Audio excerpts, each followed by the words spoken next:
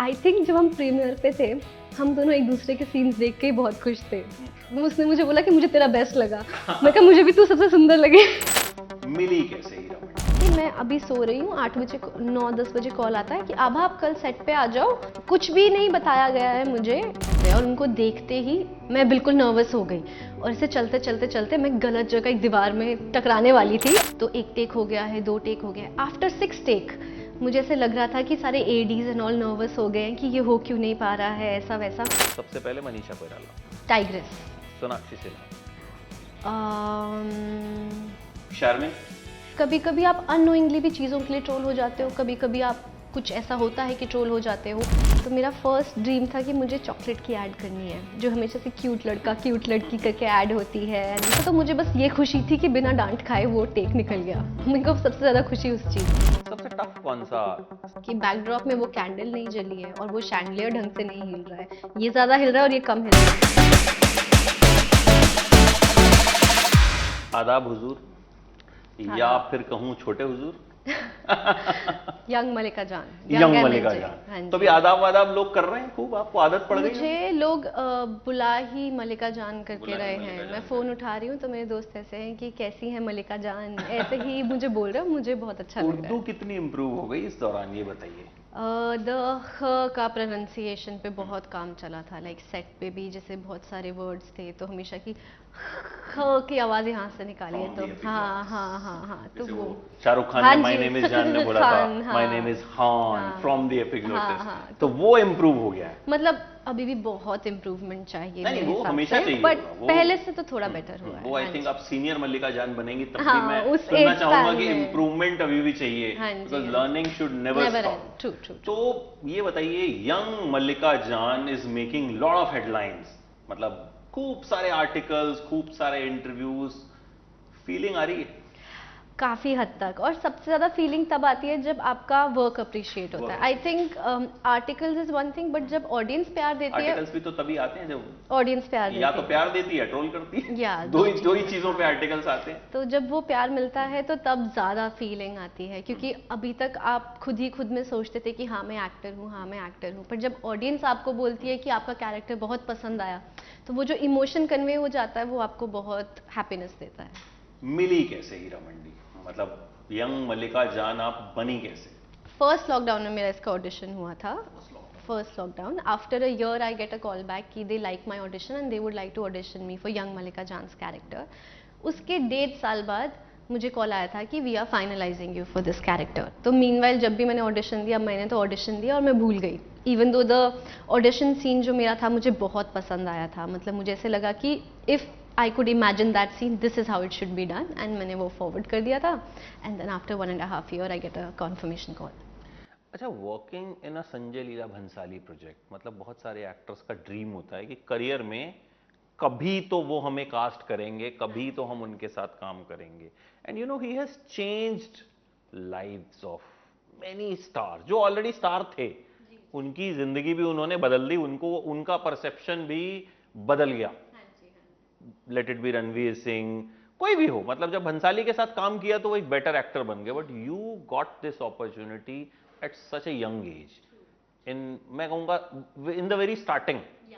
तो how was it working with Sanjay Leela Bhansali? Terrified थे आपकी, मतलब क्योंकि कहानियां हमने भी बहुत सुनी है।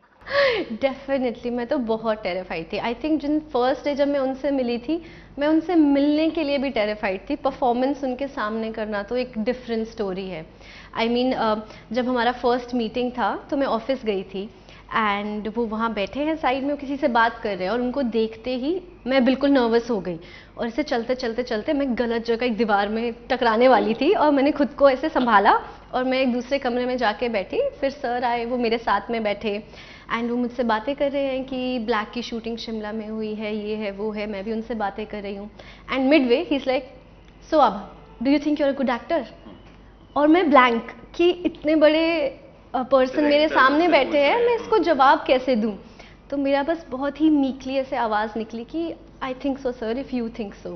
एंड ही वाज लाइक कि इनका ऑडिशन मुझे दिखाओ। फिर उन्होंने मेरा पूरा ऑडिशन मेरे सामने बैठ के देखा, मैं पूरा वक्त उनके एक्सप्रेशंस देख रही हूँ कि उनको कैसा लग रहा है।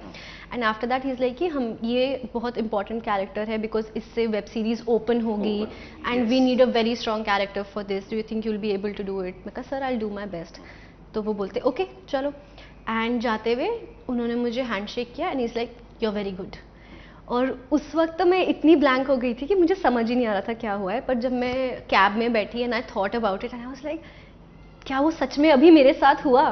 तो वो मीटिंग भी इतनी बड़ी थी, तो सेट पे तो जब मैं उनके साथ गई तो मुझे बस ये था कि मुझे अपना 100% देना है, इनफैक्ट 500% देना है, and I want to be able to deliver what he wants from me. जो पहला शॉट आपने दिया तब उनका रिएक्शन क्या था? पहला शॉट मेरा वो था जब इमाद को मुझसे ले जाया जाता है, कोई डायलॉग्स नहीं थे, कुछ नहीं थे, मुझे बस परफॉर्म करना था। बट मैं उनसे मिलके इतनी नर्वस थी, और फर्स्ट टाइम तुम इतने बड़े सेट पे हो, इतना पिवटल रोल कर रहे हो, तो तुम्हें समझ नहीं आता है कि किस तरीके से वो चीज़ की जाए। तो 1 टेक हो गया है, 2 टेक हो गया है, आफ्टर 6 टेक मुझे ऐसे लग रहा था कि सारे एडीज एंड ऑल नर्वस हो गए हैं कि ये हो क्यों नहीं पा रहा है, ऐसा वैसा। और मैं भी बहुत नर्वस हो गई थी। इनफैक्ट मैं वैनिटी में जाके खुद को ऐसे सोच रही थी कि मैंने तो सब खराब कर दिया है, अब तो मुझे डांट पड़ने वाली है, ऐसा वैसा। बट उसके बाद वो वाला टेक था जहाँ पे मैं सत्तो फत्तो से पूछती हूँ कि इमाद कहाँ है। तो उस वक्त सर ने मुझे गाइड किया, सर थे कि मुझे ये वॉइस मॉड्यूलेशन चाहिए, इस टाइमिंग पे तुम यहाँ तक दौड़ के आओगी, इस टाइमिंग पे तुम ये नीचे रखोगी, और इस टाइमिंग पे तुम टर्न करके निकलोगी, और टर्न भी इस तरीके से करना है कि वो ब्यूटीफुल लगना चाहिए, ऐसा वैसा। तो जब मैंने वो चीज़ डिलीवर करी उसके बाद सर मतलब मुझसे काफ़ी खुश हो गए थे, मुझे ऐसा महसूस हुआ, क्योंकि उसके बाद वो मुझसे डायरेक्टली बात कर रहे थे एंड दे वर लाइक कि बेटा फिर आप ऐसे करो, बेटा ऐसे करो। एंड फर्स्ट टेक जब वो खत्म हुआ तो उसके बाद everybody on set was so happy कि चलो ये हो गया है। तो उसके बाद से मुझे कॉन्फिडेंस आ गया कि सर की लैंग्वेज में समझ पा रही हूँ और मैं डिलीवर कर पा रही हूँ, तो मतलब बाकी का टाइम में अच्छे से निकाल। कुछ कहा उन्होंने उसके बाद, या he was just happy and he was just okay? So you thought कि ठीक है भाई, आदमी ओके भी है तो। हाँ, फॉर दैट फर्स्ट टेक तो वो बस ओके हुआ था, तो मुझे बस ये खुशी थी कि बिना डांट खाए वो टेक निकल गया। मुझे को सबसे ज्यादा खुशी उस चीज की। सबसे टफ कौन सा सीन लगा या कौन सा हिस्सा लगा शूट करना? मुझे personally the murder scene was the most difficult for me, because उस सीन ने मुझसे इमोशनली बहुत कुछ निचोड़ा। लाइक मुझे इमोशनली खुद को बहुत ज़्यादा उस जोन में डालना पड़ा, और वो जोन ऐसा जोन है कि आप वहाँ पे खुद को रेगुलरली नहीं डालते हो। It is a very different zone to be in, और बहुत ग्रे इमोशंस है, ग्रे फीलिंग्स है, तो वो पोर्ट्रे करते हुए मैं काफ़ी नर्वस थी। इनफैक्ट जब हमारा फर्स्ट टाइम हमने वो शूट किया था मर्डर सीन, तब जो परफॉर्मेंस आई थी सर को वो उतनी पसंद नहीं आई थी। एंड बाद में सर मेरे पास आए थे और उन्होंने बोला कि तुम्हारा ऑडिशन बहुत अच्छा था, हम इसको फिर से शूट करेंगे। तो फिर उन्होंने वो वाला सीन फिर से शूट कराया, और जस्ट बिकॉज दोबारा शूट किया जा रहा है तो मेरे ऊपर प्रेशर भी डबल था कि अब तो डिलीवर करना ही करना है। तो आई थिंक उस सीन के लिए मैं काफ़ी एक्साइटेड भी थी बट काफ़ी नर्वस भी थी। अच्छा, यू वर प्लेइंग अ तवायफ, और जाहिर है भंसाली के साथ आप काम करते हैं, रिसर्च भी बहुत होती है, तो किसी रियल लाइफ तवायफ से मुलाकात हुई, कुछ बॉडी लैंग्वेज समझी, सीखी, तैयारी कैसे की? तैयारी के लिए मैंने रियल लाइफ तो किसी से मुलाकात नहीं करी, पर जितना भी मुझे यूट्यूब पे या फिर पुरानी फिल्म्स में जहाँ जहाँ मुझे मिल सका वहाँ पे मैंने थोड़ी बहुत वीडियोस देखी, एंड जितना मुझे समझ आया कि उस वक्त वो यंग मल्लिका है, तो मतलब वो पूरी तरह से she is not formed into that character yet. उसमें अभी भी एक बच्चा और एक गर्ल जिंदा है, बेशक उसका बच्चा उससे अलग हो गया है, इतनी कम एज में she is had a child also, but मुझे लगा कि उसमें एक मासूमियत भी होनी चाहिए, जो फर्स्ट सीन में स्पेशली बहुत ज़रूरी थी, क्योंकि जब उनका बच्चा ले जाया जा रहा है तो वो एक मासूमियत झलकना ज़रूरी है कि वो अपने बच्चे के लिए रो रही है। तो मतलब मैंने पूरी तरह से भी खुद को उतना बहुत अच्छी तरह से उस किरदार में नहीं डाला, मैंने एक लड़की और एक मासूमियत उसमें जिंदा रखने की कोशिश करी। आपने देखी पूरी वेब सीरीज? या ऐसा तो नहीं अपना अपना पार्ट देख के फिर सो आपको सबसे अच्छा किसका कैरेक्टर लगा विच यू लव अपने अलावा? मनीषा मैम के कैरेक्टर को तो सब अच्छा बोल ही रहे हैं, बट उन्हीं के साथ में मुझे संजीदा जी का कैरेक्टर बहुत इंटरेस्टिंग लगा। मुझे लगा कि उनके कैरेक्टर में बहुत सारे ग्रे शेड्स थे, मतलब वो इतना कॉम्प्लेक्स कैरेक्टर था कि वो लड़की टूटी हुई भी है, डिसीटेड भी है, वो किसी की साइड लेने की कोशिश कर रही है, फिर अपनी बहन के पास वापस भी आ रही है। तो मुझे ऐसे लगा कि इतना ग्रेट कैरेक्टर को प्ले करना और उसको लाइकेबल बनाना, तो आई थिंक वो बहुत कमेंडेबल था जिस तरह से संजीदा जी ने वो कैरेक्टर प्ले किया है। आपकी सिस्टर भी इस फिल्म में है, इस वेब सीरीज में है आपकी सिस्टर भी, एंड प्रतिभा लापता लेडीज के बाद she is also making headlines.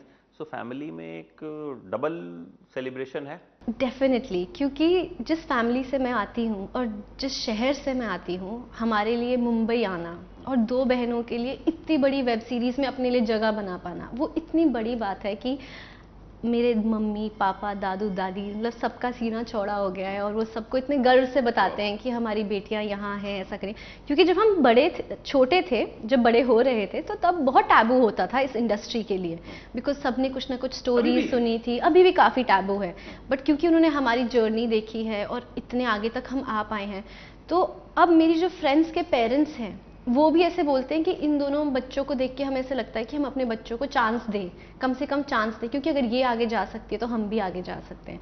तो मतलब वो इतना प्राउड है कि हमारा सपना पूरा होने से इतने लोगों को सपना देखने का चांस मिलता है, तो वो सोच के बहुत खुशी होती है। How do you like Sharmeen's character? It's a very beautiful character. I think जिस तरह से वो रिटर्न भी है और जो उसकी जिस तरह से दर्शाया भी गया है, बहुत खूबसूरत कैरेक्टर। क्योंकि उसको लेके एक डिबेट शुरू हो गया है कि एक्सप्रेशंस नहीं है। एक लोगों का कहना है कि वो कैरेक्टर लिखा ही ऐसे गया था, शी वाज एन इंट्रोवर्ट, तो मे बी मतलब I also somehow agree to that point, but as an actress what you think कि उनको जो इंस्ट्रक्शन दी होंगी उसी को फॉलो किया होगा? मुझे, क्योंकि मैं उस वक्त सेट पे नहीं थी जब वो शूट किया गया, पर मैंने जो नोटिस किया है कि सर के सेट पे अपना 100% सब दे रहे हैं। हाँ। क्योंकि मैंने अपना 100% दिया, जहाँ तक कि ड्रेस दादा अपना 100%, मेकअप दादा अपना 100% दे रहे हैं, तो उनको वो किरदार मिला है, तो मुझे ऐसा लगता है उन्होंने अपनी तरफ से पूरा डिलीवर करने की कोशिश की होगी। ऑडियंस का point of view her performance को लेके डिफरेंट होता है, कभी कभी आप अननोइंगली भी चीज़ों के लिए ट्रोल हो जाते हो, कभी कभी आप कुछ ऐसा होता है कि ट्रोल हो जाते हो, तो पर as an artist I feel like कि बहुत चैलेंजिंग होता है to put yourself out there, and because you getting trolled you should never stop putting yourself out there, because हमें अपना आर्ट तो क्रिएट करना ही है ना, कभी उसको अप्रिसिएशन मिलेगी कभी नहीं मिलेगी, और वो हमारे हाथ में नहीं है। सो ब्यूटीफुली सेड। और आपको लगता है जैसे इस वेब सीरीज की जिस तरह से बात हो रही है, not even the lead cast, बल्कि जिन्होंने कोई एक सीन भी किया है या बहुत छोटे छोटे कैरेक्टर्स भी प्ले किए हैं, they are also being talked about, they are also giving interviews and people are watching their interviews, people are commenting on them. So do you think कि मतलब इस वेब सीरीज ने बहुत से आर्टिस्ट को कहीं ना कहीं एक ब्रेक थ्रू दिया है? एक तो कास्टिंग बहुत बढ़िया हुई है, और जिस तरह से मैंने कहा कि सर के सेट पे सब अपना 500% दे रहे थे, और वो आई थिंक वेब सीरीज में दिख के आता है कि अगर आप एक कम स्क्रीन टाइम का किरदार भी निभा रहे हैं ना, तो वो इतनी शिद्दत से किया गया है कि ऑडियंस आपके बारे में और जानना चाह रही है। लाइक मेरे आई थिंक फर्स्ट 3 एपिसोड में सीन्स हैं, बट मुझे मैसेजेस आ रहे हैं इंस्टाग्राम पे कि हमने आपको इतना ढूंढा, हमने इंस्टाग्राम पे ढूंढा, गूगल पे ढूंढा, तब जाके आप मिले हो, आपका किरदार इतना अच्छा लगा।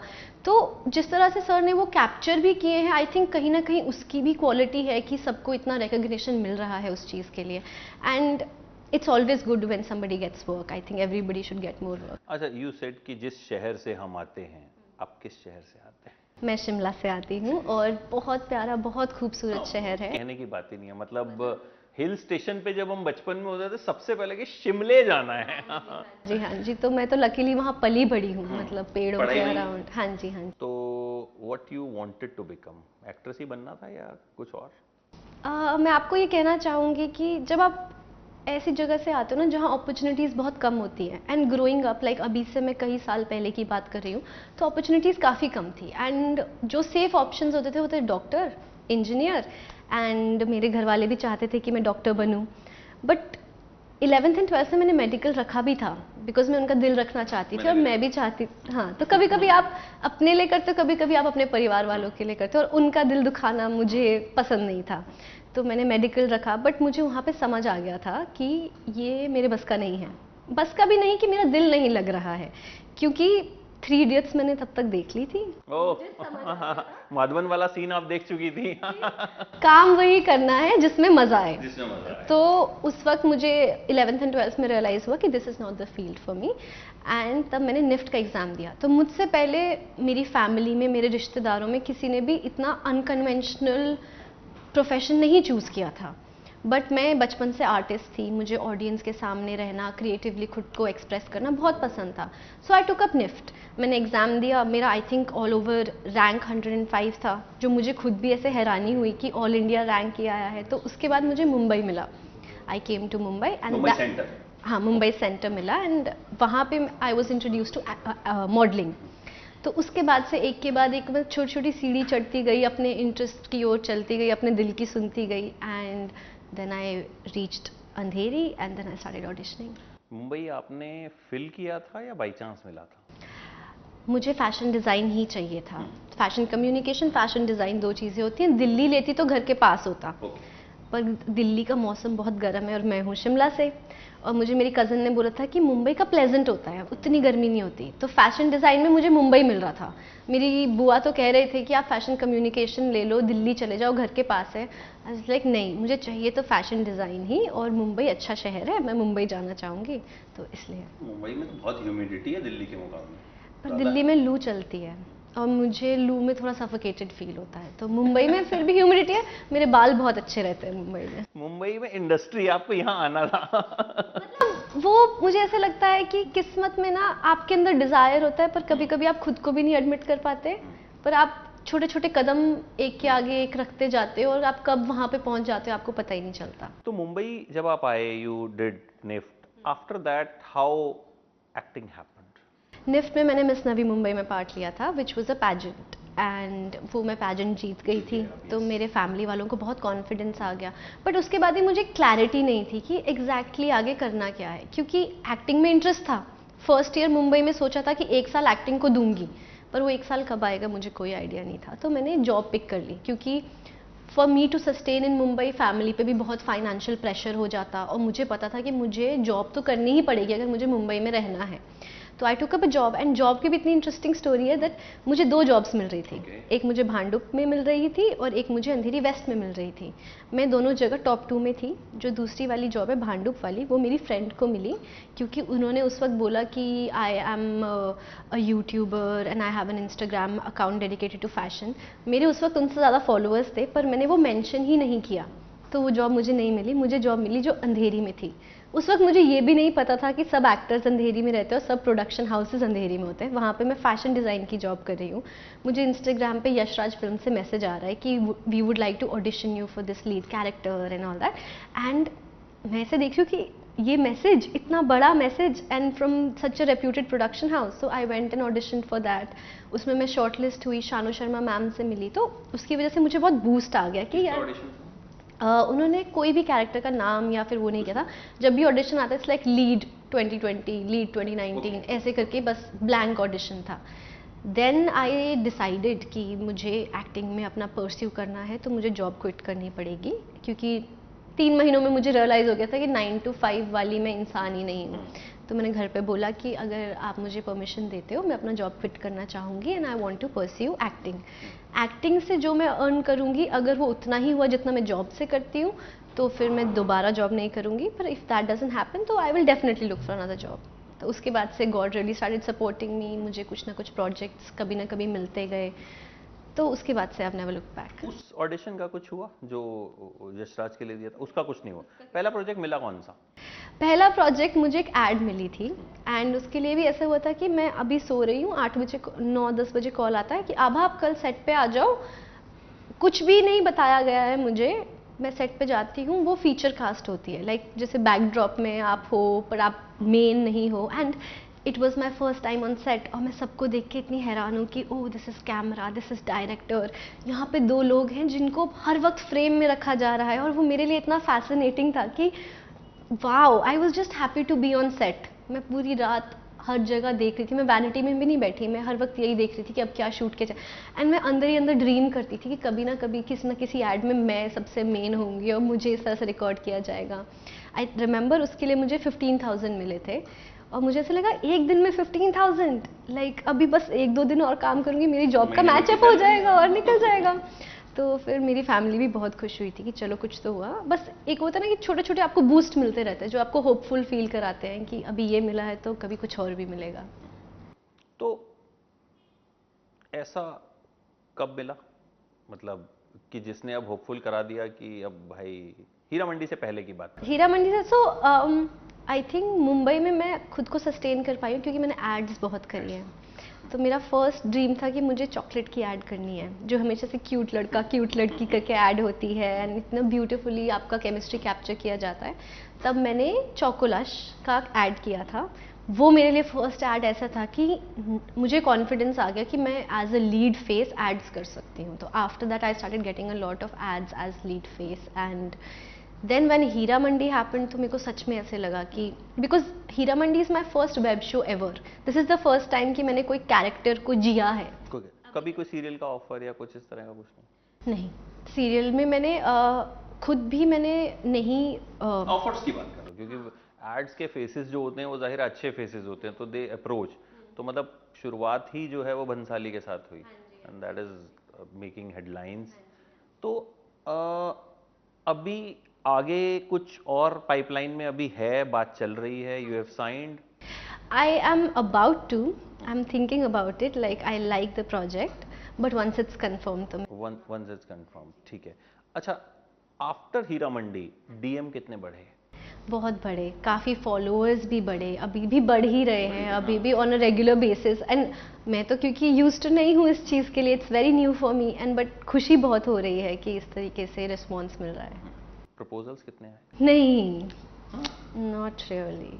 प्रपोजल्स ही नहीं आए? वो तो ऐसे भी आते ही रहते हैं, तो अरे वो तो नॉर्मल है, वो हर लड़की को ही आते हैं। वो तो लड़कियों के लिए तो इट्स वेरी कॉमन। बट जो कैरेक्टर आपने प्ले किया उसके बाद ऐसा नहीं हुआ कि मतलब काम की तारीफ ज्यादा हो रही है, प्रपोजल से ज्यादा काम की तारीफ है, उससे मैं बहुत खुश हूँ। लड़के जो हैं कम में हो गए मुझे लगता है। मुझे लगता है मुझे एक ऐसे प्यारी सी लव स्टोरी करनी होगी, उसके बाद प्रपोजल ज्यादा आएंगे। मतलब मुझे लगता है लड़के मल्लिका जान को ज्यादा प्रपोज करना पसंद करेंगे। वो मल्लिका है।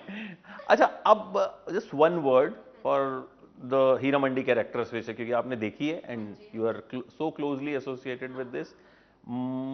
सबसे पहले Manisha Koirala. Tigress. Tigress. Sonakshi Sinha. Strength. Richa Chadha. ओ, उनका कैरेक्टर भी बहुत प्यारा था। मैं सेंटेंस बोल सकती हूँ? हाँ, बोल दीजिए। प्यार में कुर्बान। प्यार में कुर्बान। हाँ जी। अदिति राव हैदरी। खूबसूरत। संजीदा शेख। संजीदा जी, संजीदा कैरेक्टर, संजीदा कैरेक्टर है वो। हाँ मैंने भी उनसे इंटरव्यू किया था, यही पूछा था आपका कैरेक्टर कितना संजीदा है। हाँ, तो वही वर्ड है। Sharmin. Sharmin visually beautiful. Sanjay Leela Bhansali. Mastermind. Mastermind. अच्छा, सबसे बड़ी लर्निंग इस प्रोजेक्ट से, because since it's a very big project, Netflix है, भंसाली है, मतलब so many actors and all very talented and सबसे बड़ी लर्निंग क्या रही इस प्रोजेक्ट से as a newcomer? You have just beginning your career and आपको ऐसा एक रोल मिलता है जो आपको हेडलाइंस में ले आता है एकदम से। नहीं तो बहुत से ऐसे एक्टर्स होते हैं जो पहले बहुत छोटी छोटी चीजें कर, या तो भाई किसी को बहुत बड़ा स्टूडियो लॉन्च कर दे, वो एक अलग चीज है। यहाँ आप शिमला से आए and you doing did a Bhansali web series. सबसे बड़ी लर्निंग क्या रही? सबसे बड़ी लर्निंग तो पहली मेरी सर से है, which is attention to detail. क्योंकि हमारे सेट पे अगर जो शैंडलियर है वो ढंग से नहीं हिल रहा है तो भी रीटेक्स होते थे कि बैकड्रॉप में वो कैंडल नहीं जली है और वो शैंडलियर ढंग से नहीं हिल रहा है, ये ज़्यादा हिल रहा है और ये कम हिल रहा है। तो attention to detail and the strength to fight the world to meet your creative satisfaction, कि क्रिएटिवली आप सेटिस्फाइड होने चाहिए। कभी कभी आपको अपनी सेटिस्फैक्शन के लिए स्टैंड भी लेना पड़ता है, तो आप में वो हिम्मत होनी चाहिए, क्योंकि जब आप वो हिम्मत दिखाओगे तभी आपका रिजल्ट इतना ब्यूटीफुल रहेगा। क्योंकि मुझे ऐसे लगता है कि अभी मेरे ग्रोइंग ईयर्स है, तो कभी कभी ऐसा वक्त रहा है कि जब मैं थोड़ी हेजिटेंट हो गई हूँ एक स्टैंड लेने में या फिर बोलने में कि this is how I want it. तो इस सेट पे काम करने के बाद मुझे रियलाइज़ हुआ है कि मुझे अपनी क्रिएटिव वॉइस को बहुत स्ट्रांगली पुट फॉरवर्ड करना है। अच्छा, एक जने के बारे में तो पूछना भूल गया, one word about Pratibha Ranta. She is the most beauty है वो set, उस सेट में, because she is there is beauty. घर वालों ने दोनों से क्या कहा कि मतलब आपने पूछा कि मैं अच्छी लगी या मैं अच्छी लगी? नहीं, बिकॉज आई डोंट थिंक कि पेरेंट्स कभी चूज कर वो पाते तो हैं नहीं कर फर्स्ट, सकते। नहीं कर, तो हम उनको ऐसी पोजीशन में डालें। आपने एक दूसरे से क्या कहा, प्रतिभा ने आपसे क्या कहा? आई थिंक जब हम प्रीमियर पे थे, हम दोनों एक दूसरे के सीन्स देख के ही बहुत खुश थे। उसने मुझे बोला कि मुझे तेरा बेस्ट लगा, मैं कहा मुझे भी तू सबसे सुंदर लगे। उनको लापता लेडीज से पहले हीरा मंडी मिल गई थी या उसके बाद मिली? उसके बाद में थी। उसके बाद मिली। हाँ जी। मतलब लापता लेडीज साइन की होगी उन्होंने, आई थिंक, बट रिलीज नहीं हुई होगी। तो कहीं ना कहीं लापता ladies also making such good impact, मतलब सच अ पॉजिटिव फिल्म, मतलब हर कोई तारीफ कर रहा है।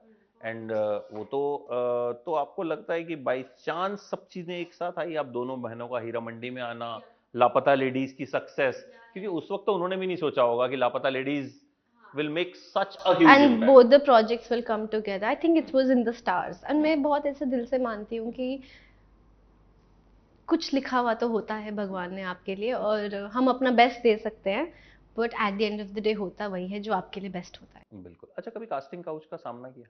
लकीली कभी भी नहीं। लकीली कभी भी हाँ, मतलब ऐसा कभी टाइम ही नहीं आया, पर I think that's because my approach has also been like कि आई गिव ऑडिशंस एंड उसी के थ्रू हमेशा मैं सेलेक्ट हुई हूँ। अब जब किसी प्रोजेक्ट को चूज करेंगी, सबसे इम्पोर्टेंट आपके लिए क्या होगा? सबसे इम्पोर्टेंट मेरे लिए होगा कि there should be some strength to the character, like वो उस स्टोरी में कुछ पार्ट निभाना चाहिए, कुछ इंटेग्रल पार्ट निभाना चाहिए उस कैरेक्टर को। परफॉर्मेंस का स्कोप होना चाहिए। ये दो चीज़ें मेरे लिए बहुत ज़रूरी हैं कि वो स्टोरी में कुछ ना कुछ प्ले करे और थोड़ा परफॉर्मेंस का स्कोप हो। कोई dream actor? Dream actor, Kartik Aaryan is doing very good, उनके साथ काम करने का मौका मिले तो बहुत बढ़िया। एंड साथ ही में अविनाश तिवारी जी, उनका तो I am very happy because I feel like he is getting very well deserved success right now, so I am very happy for him. Doing very good. या एंड कार्तिक तो अभी Yes, 1.5 साल उन्होंने चंदू चैंपियन को दिया। and I also feel so happy about like his success feels personal because as an outsider see another outsider right, like right. their success feels तो आपको लगता है कि जैसे कहते हैं आउटसाइडर्स के लिए बहुत मुश्किल होता है, बट समहाउ आपने क्रैक किया एंड यू डिड इट, तो यू फील कि ये बात ऐसी ही बोली जाती है? मुझे बहुत हद तक ये भी लगता है कि आपके माइंडसेट पे भी है और आपके सेल्फ कॉन्फिडेंस पे भी है। पर हाँ, सबके अपने चैलेंजेस होते हैं। You could not be an, ऐसा भी हो सकता है कि आप आउटसाइडर नहीं हो पर उसके बाद भी आप अच्छा काम मिलते हुए भी उस तरीके का रिकग्निशन नहीं पा रहे हो। और ऐसा भी हो सकता है कि आप आउटसाइडर हो पर आप अपना काम कर रहे हो और आपको ऑडियंस बहुत प्यार दे रही है। तो सबके चैलेंजेस अपने हैं। मुझे ऐसे लगता है कि हमें अपना माइंडसेट पॉजिटिव रखना चाहिए, अपना फोकस्ड रहना चाहिए और अपनी मेहनत करते रहना चाहिए। बाकी जो किस्मत में है वो तो आएगा। लास्टली मैं आपको एक कॉम्प्लीमेंट देना चाहूँगा कि मतलब स्क्रीन पे आप जैसी लगती हैं और रियल में उससे बहुत छोटी लगती हैं। तो मे बी दो कैनवास ऐसा था, तो